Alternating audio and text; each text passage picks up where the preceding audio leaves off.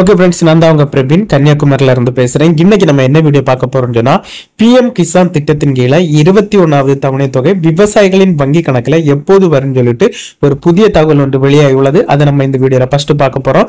அதுக்கப்புறம் பாத்தீங்கன்னா பிஎம் கிசான் திட்டத்தின் கீழே இந்த 21வது தவணை தொகை உங்களுக்கு கிடைக்குமா இல்லையான்னு சொல்லிட்டு அதற்கான பெனிஃபிஷியரி லிஸ்ட் வெளியாகி உள்ளது. அதுல உங்களுடைய பேர் இருக்கா இல்லையான்னு சொல்லிட்டு நீங்களே ஈஸியாவே பாத்துக்கலாம். அந்த ரெண்டு விஷயத்தை தான் இந்த வீடியோல நம்ம பார்க்க போறோம். இந்த பிஎம் கிசான் திட்டத்தின் கீழே பாத்தீங்கன்னா இதுக்கு முன்ன 20வது தவணை தொகை எப்ப கொடுத்தாங்கன்னு பாத்தீங்கன்னா ஆகஸ்ட் 2ஆம் தேதி 2025 கொடுத்தாங்க.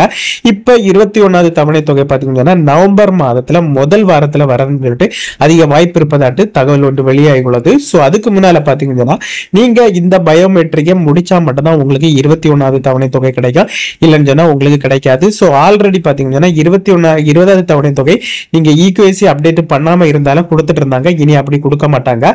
சோ நீங்க கண்டிப்பாட்டி ஈக்யூஐசி அப்டேட் பண்ணணும். ஆனா அவங்களுடைய ஓன் வெப்சைட்லயே ஈக்யூஐசி நீங்க அப்டேட் பண்ணிக்கலாம். அதுக்கு பாத்தீங்கன்னா கூகுள் குரோம்ல பிஎம் கிசான் டைப் பண்ணி சர்ச் கொடுத்தா இந்த மாதிரி தான் ஒரு பேஜ் வரும்.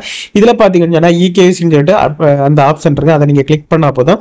கிளிக் பண்ணா இந்த மாதிரி தான் ஒரு பேஜ் வரும். நீங்க பிஎம் கிசான் திட்டத்தின் கீழே யாருடைய ஆதார் கார்டு நம்பர் கொடுத்தீங்களோ அந்த நம்பரை டைப் பண்ணி சர்ச் கொடுத்தா போதும். சர்ச் கொடுத்தா உங்களுடைய ஆதார் கார்டை லிங்க் பண்ணிடுற மொபைல் நம்பருக்கு ஒரு ஓடிபி வரும்.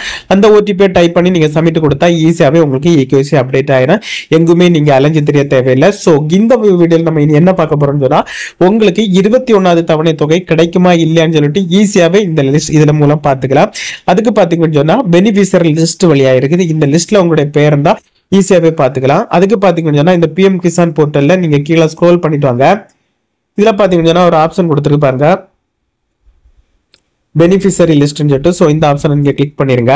கிளிக் பண்ணா இந்த மாதிரி தான் ஒரு பேஜ் வரும். இதுல பாத்தீங்கன்னா ஸ்டேட் மோஸ்ட்லி எல்லாருமே தமிழ்நாடு தான் இருப்பீங்க, தமிழ்நாடு கொடுத்துருங்க. ஸோ நான் தமிழ்நாடு செலக்ட் பண்றேன்.